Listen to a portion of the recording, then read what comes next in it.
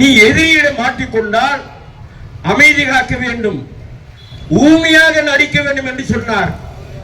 அதைத்தான் இப்போது ஸ்டாலின் செய்கிறாரா என்று தெரியவில்லை. 1977ஆம் ஆண்டு உங்களுக்கு நினைவு இருக்கும் என்று நினைக்கின்றேன். அப்போது எம்.ஜி. ராமச்சந்திரன் அவர்கள் முதல்வராக இருந்தார். போக்குவரத்து தொழிலாளி ஊதிய பிரச்சனை முன்னுக்கு வருகிறது. எம்.ஜி. ராமச்சந்திரனை பார்ப்பதற்கு அன்றைய நம்முடைய மரியாதைக்குரிய தலைவர் தோழர் வி.பி. சின்னன் அவர்களும் தோழர் சவுந்தரராஜன் அவர்களும் நேரடியாக எம்ஜிஆரை சந்திக்கிறார்கள். ஊதிய பிரச்சனையை முடிவு கொண்டு வர வேண்டும், இடைக்காலமாக நீங்கள் நிவாரணம் அறிவிக்க வேண்டும் என்று அறிவிக்கிறார்கள். எம்ஜிஆர் வாய் திறக்கவில்லை. அதோடு சல்லி காசு கூட தர முடியாது என்று சொன்னார். வி.பி. சின்னன் வெளியே வந்தார். தொழிலாளி மத்தியிலே உரையாற்றினால் அரசாங்கம் நம்மோடு பேச வேண்டும், முதல்வர் நம்மோடு பேச வேண்டும்.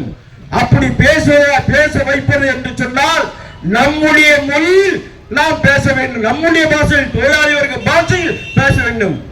அதுதான் தொழிலாளி வர்க்க பாஷை என்பது.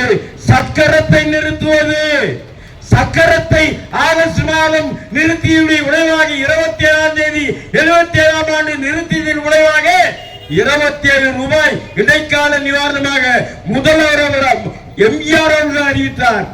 நான் கேட்கின்றேன், இன்றைக்கு மு.க. ஸ்டாலின் அதைத்தான் எதிர்பார்க்கிறாரா? அதை அவர் எதிர்பார்த்தால் அதற்கும் தயார் என்று நாங்கள் இந்த மேடையிலே தமிழக அரசுக்கு எச்சரிக்கையாக சொல்ல விரும்புகின்றோம். உங்களுடைய நியாயமான கோரிக்கை இன்னைக்கு ஏராளமான பிரச்சனைகள் முன்னுக்கு வந்திருக்கிறது. ஒன்றிய அரசாங்கம் இன்னைக்கு அவர்கள் கடைபிடிக்கக்கூடிய நவீன தாராளமய கொள்கையின் விளைவாக கடுமையான விலைவாசி உயர்வு, வேலையில்லா திண்டாட்டம், பண வீக்கம், வாங்கும் சக்தி குறைவு, அந்நிய செலவாணி குறைவு, இப்படி போன்ற பிரச்சனையை இன்னைக்கு பாதிக்கப்படாத பிரிவினரே இல்லை என்று சொல்லும் அளவுக்கு அனைத்து தரப்பு மக்களும் பாதித்திருக்கிறார்கள். இதற்கு எதிராக மக்கள் போராடின போது, விவசாயிகள் போராடின போது, தொழிலாளிகள் போராடின போது அந்த போராட்டங்களை சீர்குலைக்கக்கூடிய வகையிலே இன்னைக்கு ஒன்றிய ஆட்சியாளர்களும் மாநில ஆட்சியாளர்களும் செய்து கொண்டிருக்கிறார்கள். நாங்கள் இதை அனுமதிக்க மாட்டோம். நாங்கள் தெளிவாக சொல்கின்றோம், உங்களுடைய நியாயமான கோரிக்கை அனைத்து தரப்பாலும் ஏற்றுக்கொள்ளக்கூடிய கோரிக்கை, யாராலும் மறுக்க முடியாது. ஆகவே உங்களுடைய போராட்டத்தை தீவிரப்படுத்துங்கள்.